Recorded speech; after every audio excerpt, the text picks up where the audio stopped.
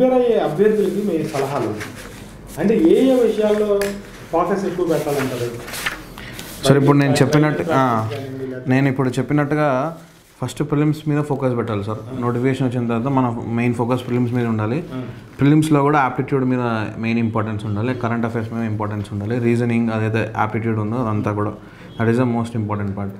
అంతా మెయిన్స్కి వచ్చేసరికి ఎవరికైతే హ్యాండ్ రైటింగ్ బాగుంటుందో ఓకే, ఎవరైతే హ్యాండ్ రైటింగ్ బాగాలేదో వాళ్ళందరూ డెఫినెట్గా they should improve their hand writing.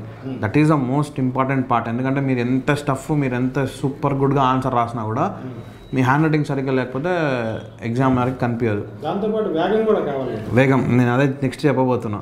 Hand writing బాగున్న వాళ్ళు వేగాన్ని ఇంప్రూవ్ చేసుకోవాలి. హ్యాండ్ రైటింగ్ బాగాలేని వాళ్ళు నాకు ఏంటంటే బై గాడ్స్ గ్రేస్ మా అమ్మ చిన్నప్పటి నుంచే కూర్చోబెట్టి 4-లైనర్ బుక్లో మాకు హ్యాండ్ రైటింగ్ ప్రాక్టీస్ చేయించింది. సో హ్యాండ్ రైటింగ్ నాది బాగానే ఉంది. ప్లస్ స్పీడ్ అంటే ఈ క్లాసెస్లో డిక్టేట్ చేసినప్పుడు అంతా ఫాస్ట్గా రాసి నాకు కొంచెం చిన్నప్పటి నుంచే స్పీడ్ అండ్ హ్యాండ్ రైటింగ్ రెండు ఉన్నాయి. సో నేను మళ్ళీ ప్రత్యేకంగా దాని మీద పెట్టాల్సిన అవసరం లేదు. కానీ ఎవరికైతే లేదో వాళ్ళు ఏదైనా యూట్యూబ్లో వీడియోస్ కానీ కోరాలో ఆర్టికల్స్ కానీ ఏమైనా చదివి కొంచెం వాళ్ళ హ్యాండ్ రైటింగ్ ఇంప్రూవ్ చేసుకోవడానికి కానీ స్పీడ్ ఇంప్రూవ్ చేసుకోవడానికి కానీ కొంచెం స్పెషల్ ఎఫర్ట్ పెడితే బాగుంటుంది. తర్వాత ఈ సివిల్స్ గ్రూప్ వల్ల వీటికి ప్రిపేర్ అయ్యే చాలామంది అది సక్సెస్ అని వాళ్ళు చెప్పుకోవాలి. ఒకరు 10 గంటలు చదివారంటారు రోజుకి, ఒకరు 15 గంటలు, ఒకరు అసలు రోజుకి ఎన్ని గంటలు చదవడం అనేది కాస్త ఇన్ని గంటల మీద ఏం లేదు సార్. అంటే ఇప్పుడు కొంతమంది పార్ట్ టైం చదివే వాళ్ళు ఉంటారు, కొంతమంది ఫుల్ టైం చదవగలిగే వాళ్ళు ఉంటారు. మీరు ఎలా చదివారు? నేను పార్ట్ టైం, ఎందుకంటే నేను ఆల్రెడీ వర్కింగ్లో ఉన్నా. సో నాకు అంత టైం దొరికేది కాదు ఇన్సూరెన్స్ కంపెనీలో. సో నా ఇది వేరే ఉంటుంది, ఫుల్ టైం చదవగలిగే వాళ్ళు ఉంటారు, వాళ్ళ స్ట్రాటజీ వేరే ఉంటుంది. సో నేను ఎక్కువగా హార్డ్ వర్క్ అంటే స్మార్ట్ వర్క్ మీద డిపెండ్ అయ్యాను.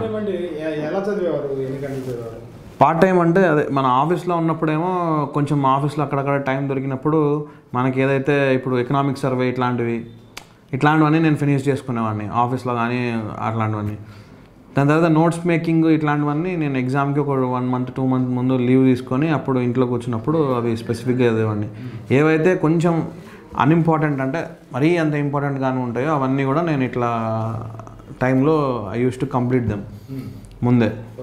దాని తర్వాత ఎగ్జామ్కి కంపల్సరీ 1-2 months ముందు డెఫినెట్లీ మనం ఫుల్ టైంలో లీవ్ పెట్టాల్సిందే, ఫుల్ టైం మనం డెడికేట్ చేయాల్సిందే. రౌండ్ ది క్లాక్ అంటే అట్లేం లేదు సార్. మామూలుగా 6:30-7కి లేసేవాడిని, లేచి ఒక 12 వరకు 12-1 వరకు, దాని తర్వాత లంచ్, కొద్దిసేపు నిద్ర, దాంతో మళ్ళీ సాయంత్రం 4కి అలా స్టార్ట్ చేసి నైట్ 11 వరకు. మధ్యలో బ్రేక్స్ అలా వెళ్ళి ఫ్రెండ్స్ని కలిసి 1 గంట 2 గంటలు మాట్లాడి వచ్చేవాడిని. మరీ అంత ఎందుకంటే మరి నా అభిప్రాయం ఏంటంటే ఎక్కువ ఎఫర్ట్ పెడితే అది సస్టైనబుల్ కాదు. అంటే మీరు ఇప్పుడు 18 గంటలు చదివితే అది 4-5 రోజులే చదవగలుగుతారు, 1 week చదవగలుగుతారు, తర్వాత అది ఆగిపోద్ది. మనం ఎప్పుడన్నా కానీ ఎఫర్ట్ అనేది సస్టైనబుల్గా ఉండాలి. అంటే ఒక 2-3 నెలలు కన్సిస్టెంట్గా అది కంటిన్యూ అయ్యేటట్టు ఉండాలి మన టైం టేబుల్. బ్రేక్స్ తీసుకొని చదవడం కూడా మంచి పద్ధతి. డెఫినెట్గా బ్రేక్స్ నాది మినిమం 1.5 hours ఒక బ్రేక్ ఉంటుంది. ఎందుకంటే నేను లాంగ్ స్టాండింగ్ కూర్చోలేను. So I have my issues.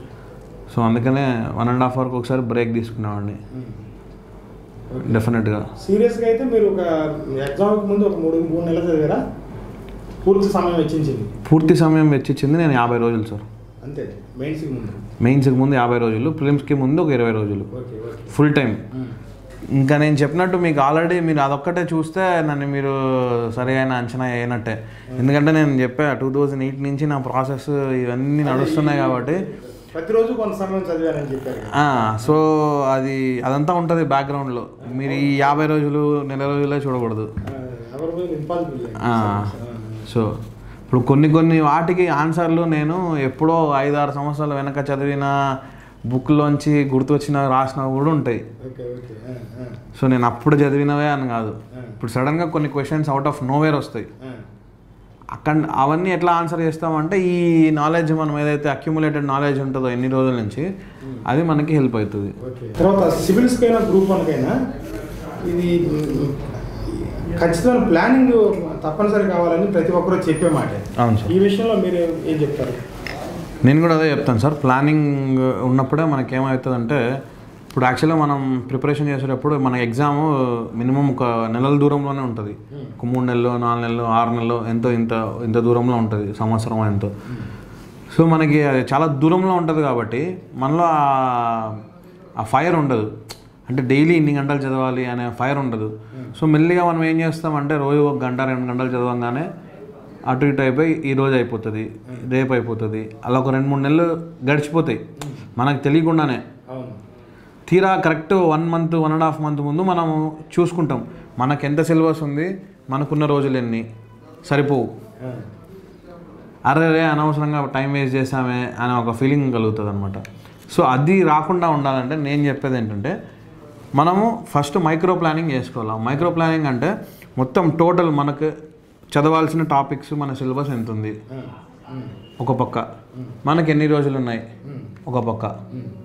So పెట్టుకున్నప్పుడు ఫస్ట్ మనం ఎంత చదవాలి అనే క్లారిటీ వచ్చినప్పుడు, ఎన్ని రోజులు పడుతుంది దీనికన్నా క్లారిటీ వచ్చినప్పుడు, సో దానికి తగ్గట్టుగా మనకున్న 3 మంత్స్ని ఎట్లా డివైడ్ చేసుకోవాలి. ఈ మంత్లో ఏం చదవాలి, ఈ మంత్లో అయినా ఈ మంత్లో ఏం చదవాలి, మళ్ళీ ఆ మంత్ని మళ్ళీ డివైడ్ చేసుకోవాలి. ఈ వారం ఎంత, ఈ వారం ఎంత, ఈ వారం ఎంత, మళ్ళీ ఆ వారాన్ని డివైడ్ చేసుకోవాలి. రోజు ఎంత. సో నాకు అప్పుడు నేను లీవ్ పెట్టిన రోజులు 50. నేను maths paper, general SA paper పక్కకు పెడితే నాకు ఉన్నవి మెయిన్ 3 పేపర్లు, హిస్టరీ పేపర్ ఒకటి, economics paper, science and technology paper. నాకున్న రోజులు 50 డేస్లో ఒక 5 రోజులు పక్కన పెట్టారు రివిజన్కి. సో 45 డేస్ ఉన్నాయి. ఇక్కడ 45 యూనిట్స్ ఉన్నాయి. సో 3 పేపర్స్, ఒక్కొక్క దాంట్లో 15 45 యూనిట్స్.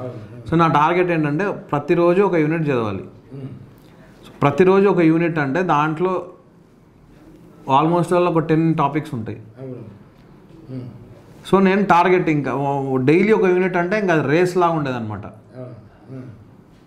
కనిపించకేమో 2 నెలలు ఉంది అన్నట్టు కనిపిస్తుంది, కానీ నాకు రోజు ఆ ప్రెషర్ ఉండేది తల మీద, ఈరోజు ఒక యూనిట్ అయిపోవాలి, ఈరోజు ఒక యూనిట్ అయిపోవాలని. అప్పుడే మనం ఆ రోజుని ఎఫిషియెంట్గా యూజ్ చేసుకోగలుగుతాం. అంటే ఒక టెన్షన్ కూడా ఉండాలంటారా? టెన్షన్ ఉంటుంది, ఉండాలి, ఖచ్చితంగా ఉండాలి.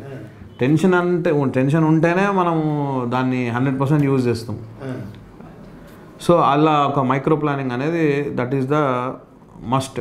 సో మొత్తం మనకున్న టైంని డివైడ్ చేసుకొని ఈ 50 డేస్ లీవ్ పెట్టిన 50 డేస్ పూర్తి సమయం వెచ్చించారు. పూర్తి సమయం. అంతకుముందు మీరు జాబ్ చేస్తూ కూడా ఎవ్రీడే 5-6 అవర్స్ చదివి ఉంటారు కదా? జాబ్ చేస్తున్నప్పుడు నేను చెప్పాను కదా సార్ ఇందాక, ఏవైతే ఎకనామిక్ సర్వే అట్లా ఉన్నప్పుడు ఒక 2-3 అవర్స్ నేను అవన్నీ ప్రిపేర్ చేసుకునేవాడిని. ఇక్కడ లీవ్ పెట్టినప్పుడు ఇంకా ఫుల్ టైం చదివేవాడిని. సో దాంతోపాటు నేను చెప్పేది ఏంటంటే, కొన్నిసార్లు మనం ఫెయిల్ అవుతుంటాం సార్. ఎంత ఎఫర్ట్ పెట్టినా అనిపించినా అని ఫెయిల్ అవుతుంటాం. అప్పుడు మనం ఫెయిల్ అయినప్పుడు మళ్ళీ ఏదో సంథింగ్ నా తప్పు కాదు, ఈ వాడు కరెక్షన్ చేయలేదో లేకపోతే ఇంకొకటి వేరే మన మీద తోయకుండా, తప్పు మన దగ్గర ఉన్నప్పుడే మనం ఫెయిల్ అవుతాం. అది కరెక్టే, అదే కరెక్ట్. సో అది మనం ఏం తప్పు చేసామని మనం ఒకసారి చూసుకోవాలి. అది ఎలా తెలుస్తుంది మనం ఏం తప్పు చేసాము అన్నప్పుడు, ఫస్ట్ పక్కన గమనించాలి. సో టాపర్స్ ఆన్సర్ షీట్స్ కానీ వాళ్ళు ఏం చేస్తున్నారు, వీళ్ళు ఏం చేస్తారు, అలా మీ తప్పులు తెలుసుకున్న సందర్భాలు మీరు అలా తెలుసుకోగలిగారా? నేను అదే చెప్పాను కదా సార్ ఇందాక, కొంచెం ఎస్సే నేను సరిగా ప్రిపరేషన్ లేకుండా రాశాను. సో దాని తర్వాత కొంతమంది టాపర్స్ ఎస్సీలు చూశాను, ఎలా రాస్తున్నారు వాళ్ళు, ఏం చేస్తున్నారు, ఎలా ఇంట్రడ్యూస్ చేస్తున్నారు, ఎలా కంక్లూడ్ చేస్తున్నారు. సో అవన్నీ చూసి అబ్జర్వ్ చేసి నేను కూడా నా ఇదిని ఇంప్రూవ్ చేసుకున్నా. సో అట్లనే దాని తర్వాత సో అలా మనం ఫెయిల్యూర్ వచ్చినప్పుడల్లా మనం ఏదో తప్పు చేస్తుంటాం, దాన్ని రెక్టిఫై చేసుకుంటే నెక్స్ట్ సక్సెస్ వస్తుంది. మనం రెక్టిఫై చేసుకుంటే అలానే ముందుకు వెళ్తే ఇంకా ఫెయిల్యూర్స్ వస్తాయి. అదొకటి. సెకండ్ థింగ్ ఏంటంటే నేను చెప్పేది, ఈ జర్నీ అనేది కొంచెం లాంగ్ ఉంటుంది, కొంతమందికి షార్ట్ ఉంటుంది. లాంగ్ ఉంది కదా అని చెప్పి మధ్యలో వదిలేకండి.